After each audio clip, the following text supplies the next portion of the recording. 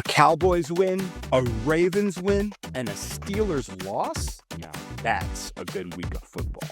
Cowboy fans, Ravens fans, we got wins. We got to be serious, though. We played absolutely terrible football team. I mean, Ravens, we got the win against the Giants, who is there a bigger dumpster fire in the NFL right now than the New York Giants organization? And Cowboy fans, yep, you beat the Panthers, and you kind of had to. I mean, I've been saying for weeks now, and I'm sure most of you agree that you probably should be losing more games than you are winning. But at the same time, you can't go out to the Panthers. You have to have some kind of respect for yourselves, right? So I completely understand the Cowboys putting forth enough effort to win this one. In fact, you would probably have to spend more effort trying to lose than you would effort trying to win. So it all makes sense. Also, how about Rico? At the beginning of this season, nobody was even taking Rico seriously. And over the last 4 weeks, he's had some great football games. It's pretty incredible what happens when you commit to running the football, even just a little bit. So who knows?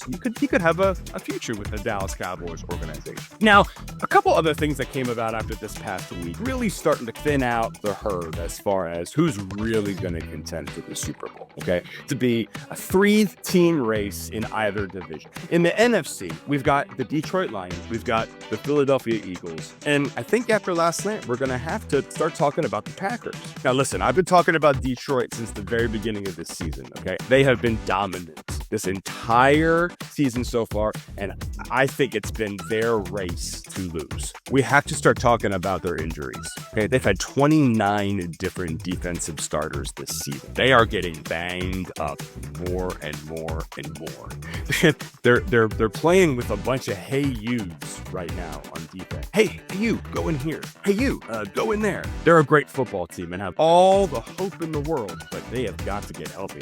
I just don't know if there's enough time, especially when you've got the Eagles knocking on their door. And Cowboy fans, you're going to hate me for this, but I think the Eagles are the most complete football team on both sides of the ball right now. They can run it whenever they want, and they can pass it whenever they want, as they proved yesterday. And defensively, my God, they're big, they're fast, and they're mean. I mean, they're just a complete football team. And if Detroit's not careful, I don't think they stand a chance against the Eagles. But dark horse, I do think we got the Packers. Jordan Love and that young crew, they're really figuring it out. And Matt LaFleur is an incredible football coach, incredibly underrated. I'm actually kind of excited to see what might happen come playoff time for the Packers if they get hot. On the AFC side, we got the Chiefs. Yeah, I know, like they just can't seem to find a way to not win. And I know Patrick Mahomes got hurt this past game, but let's be honest. I mean, somebody's going to come down and sprinkle fairy dust on that clown, and he's going to be just fine come playoff time. So you cannot rule out the Kansas City Chiefs going back to the Super Bowl. But